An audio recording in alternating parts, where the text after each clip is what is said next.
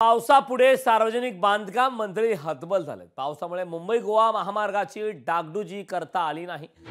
मंत्री रवींद्र चव्हाण यांनी डागडुजी न करण्याचं कारण सांगितलं आहे। पावसाने उसंत दिल्यावर महामार्गाची डागडुजी करणार असंही चव्हाण यांनी म्हटलंय। तर गणेशोत्सवापूर्वी महामार्गाची डागडुजी केली जाणार असंही रवींद्र चव्हाण यांनी म्हटलंय।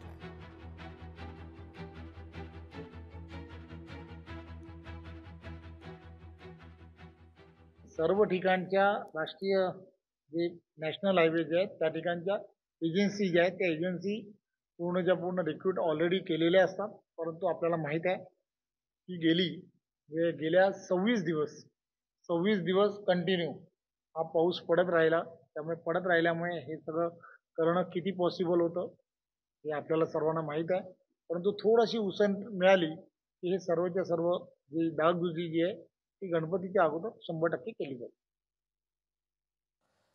तर मंत्री रवींद्र चव्हाण यांनी डागडुजी न झाल्याचं कारण सांगितलं। खरं तर मागच्या गणपती उत्सवाच्या आधी देखील अशाच प्रकारचं वक्तव्य मुंबई गोवा महामार्गासंदर्भात देण्यात आलं होतं। मात्र पुन्हा एकदा गणेशोत्सवापूर्वी डागडुजी करण्याचं आता पुन्हा एकदा आश्वासन देण्यात आलं आहे।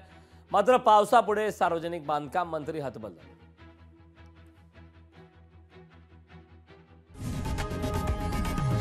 लोकशाही मराठी ऐका, पहा, जागरूक रहा।